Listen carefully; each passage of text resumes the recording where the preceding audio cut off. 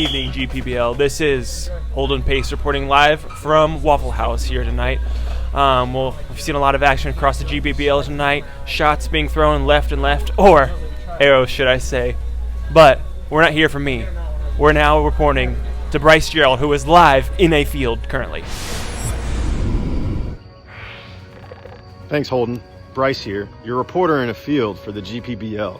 Now let's take a look at the field of play in the Powerline Conference to start. We have Chris at the top with a point total of 9, and Josh De La Cruz rounding out the bottom with a pigeon egg. No wins so far this month. We expect more out of you, sir. Also to note in this league, we see 3 members of the 4 who were relegated last month of the Premier League. They are in the top 5 here of the Powerline Conference. Let's see some big fights here in the future of the Powerline Conference. I'd like to see who can take down those past Premier League competitors. Over in the Big Gutter Conference, we have Joseph Montz leading the pack with a point total of 10. There's a massive point differential in this conference as we see Joseph with 10, and at the bottom there's Talon with -8. Not only that, but also 3 pigeon eggs at the bottom with no wins by these 3 competitors, Tyler, Matthew, and Talon. Also, we see a huge rivalry brewing here between Jeff Cash and Tom Dennison. If you haven't heard about it, jump back in those chats and you'll figure it out.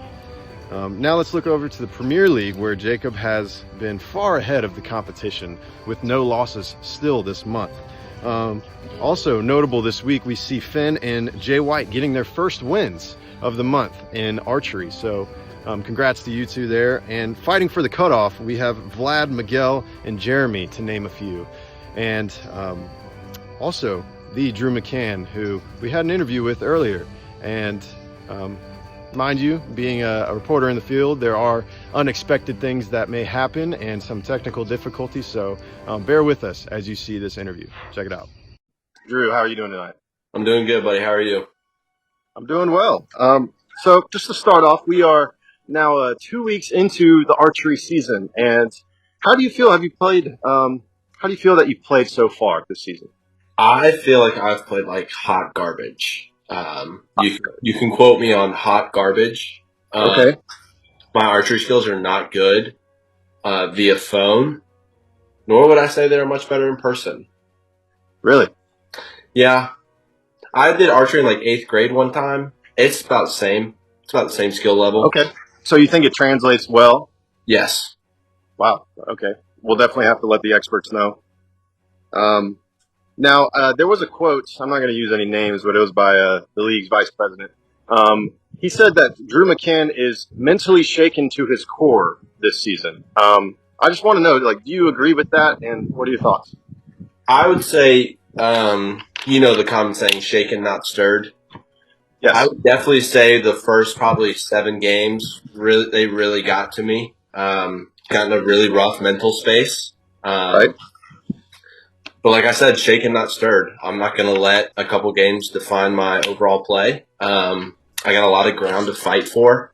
I got to really prove myself here. But I would say that start off down bad, but the only place I can go from here is up, not down.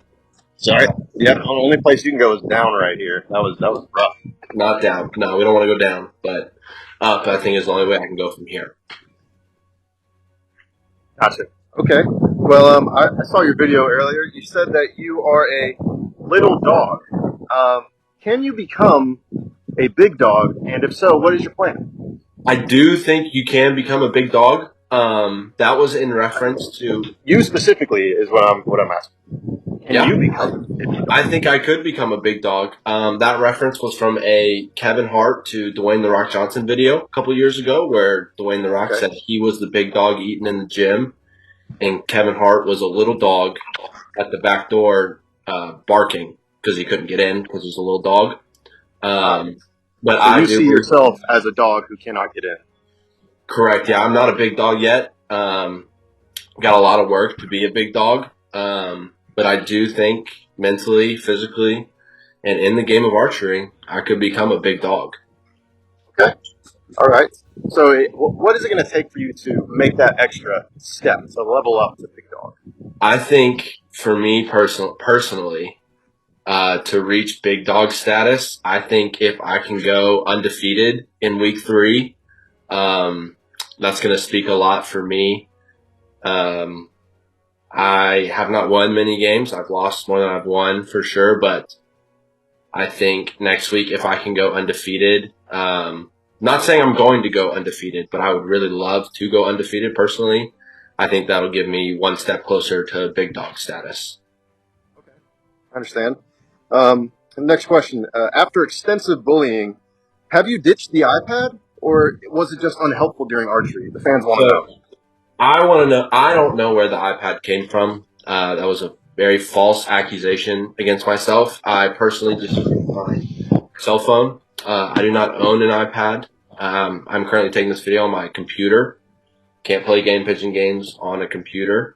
I've never played a Game Pigeon Battle League game on a single iPad ever.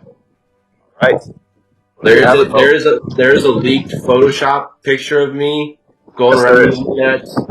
I can confirm that it is photoshopped. Just the iPad was photoshopped, not the do-rag. The do-rag was real. But the iPad in the photo is 100% photoshopped. So if you had to say anything to the people, obviously you're completely declining all uses of an iPad. What would you say to them? How does that make you feel? You know, it's a little frustrating because everyone's coming at my head about me using an iPad.